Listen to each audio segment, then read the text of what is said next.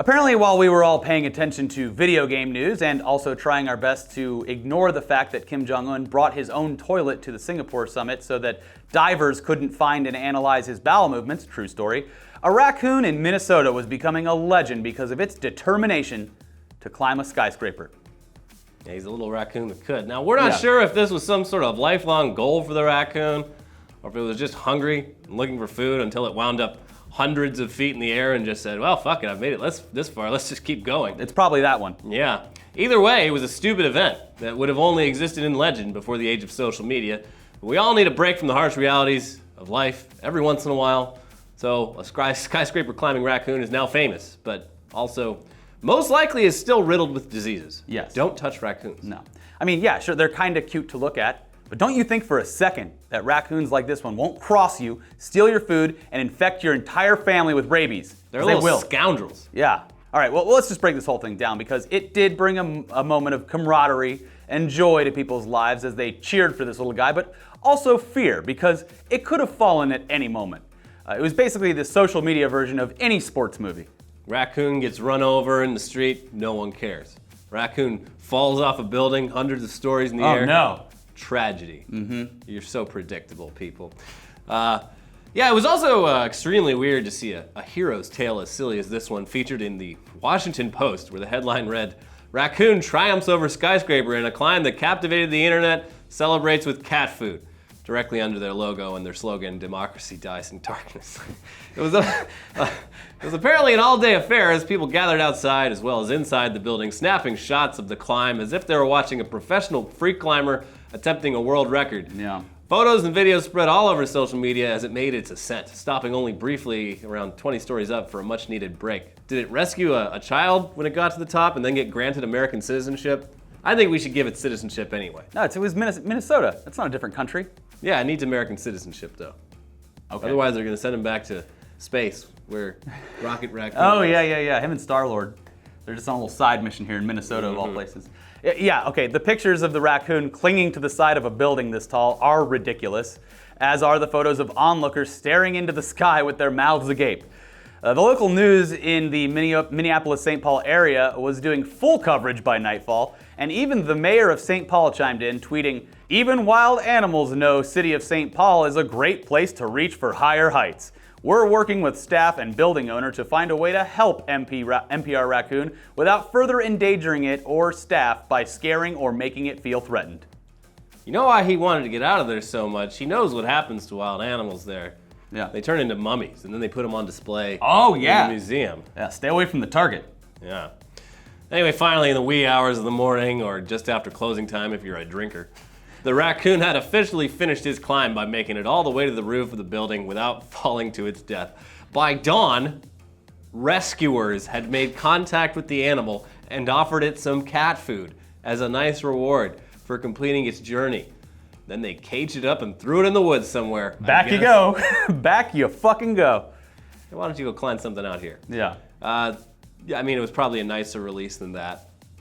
Yeah. Maybe a little fist bump. But they did say they released it to an undisclosed location. Yeah. Probably CIA headquarters, so they could be studied and tested. This raccoon works for us now. We need you to go. This raccoon works for That's us, like- and he's going to Dubai to climb the Burj Khalifa. How are we gonna get into the secret tower in the Burj Khalifa where they keep all their secrets? I know. No man could climb that tower. That's impossible. No man. That's true. You're half right. Put on the news, boss. Yeah. I think we found our agent. It's fun to think about. Good for him. You know he'll be back though. He's just gonna go ruffling through your trash again with his creepy little hands. Yeah. And then he's gonna bite you when you try to pet him. Yeah, you go outside to shoo it away and it just looks at you like, This is my territory. step away, bitch. I'm not scared of humans. Now, this story, though, it does harken back to another raccoon made famous thanks to social media. One that obviously wasn't so lucky. Elliot, you'll of course remember Conrad the Raccoon, who found social media fame a little too late to enjoy a meal presented by Animal Services because Conrad was fucking dead. Oh, yeah. Back in 2015, someone on Twitter reported a dead raccoon to Toronto's 311 City Services account, and when hours passed without a response from someone with a bucket and a shovel who could dispose of the corpse, people decided they should honor poor Conrad by leaving gifts and handwritten condolences on or around his body, and then posting photos of that on Twitter. I remember now. Yes. It Yes, was you do. Very strange. Yeah, so within 6 hours of the city doing nothing, there were roses, a framed image of Conrad, cards, notes, and more. Yeah. People in Toronto were now going out of their way to visit this dead fucking raccoon and pay their respects by leaving signed cards and lighting candles to honor him. Even city councilor and an unapologetic Drake fan and internet shitposter Norm Kelly was tweeting about Conrad, saying things like, "Residents are being asked to keep their green bins open tonight in honor of hashtag Dead Raccoon Toronto." And it has a picture of a green trash can with the lid up.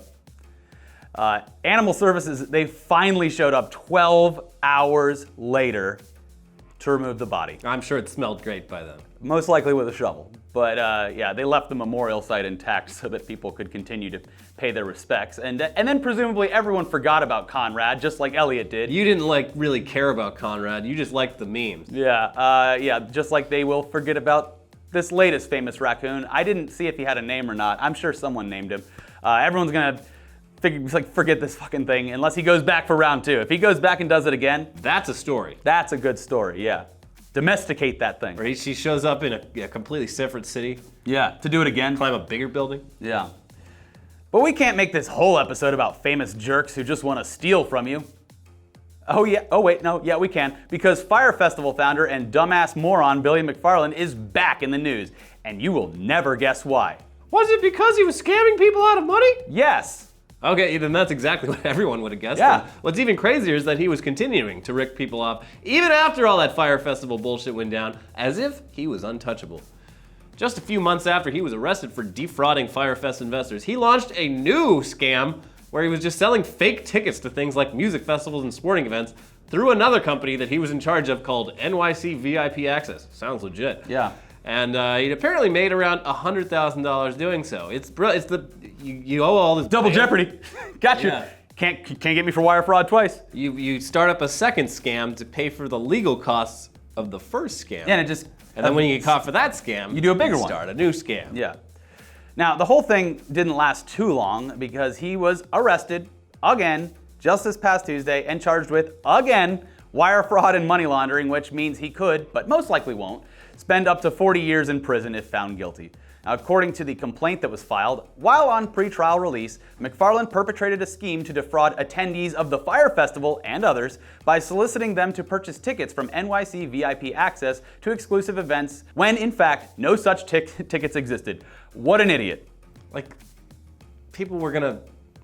Oh man, I'm on the mailing list for Fyre Festival, and guess what? There's some discounted tickets to the Met Gala. So, I mean, so people, these rubes, they're buying these tickets. Oh yeah, They're going. We're The giving tickets too much don't credit. work. We're giving too much credit to Billy McFarland for being diabolical when we should be taking credit away from morons who are spending money on this guy's. But no, he's because... Oh, he's terrible. You do that, you're paying probably, a couple $100 for these things. You show up, they don't work.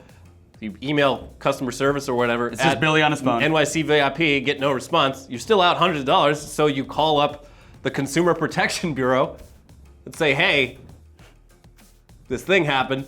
They're like, oh, that's interesting. Hundreds of other people have said the same thing about that very company. Yeah. It's gonna catch up with you. Yeah. Billy. I think that. Name it, Billy. I think his idea was, because we already know that he likes to spend time in the islands. Yeah. I think his idea was to get as much as possible, as quick as possible, and then just get out of town, get out of the country. So maybe that was it, and he got caught. Whatever. Hopefully this guy goes away for a while. Did that documentary come out on Hulu or whatever? Oh, I don't know. I don't know. I gotta check that out.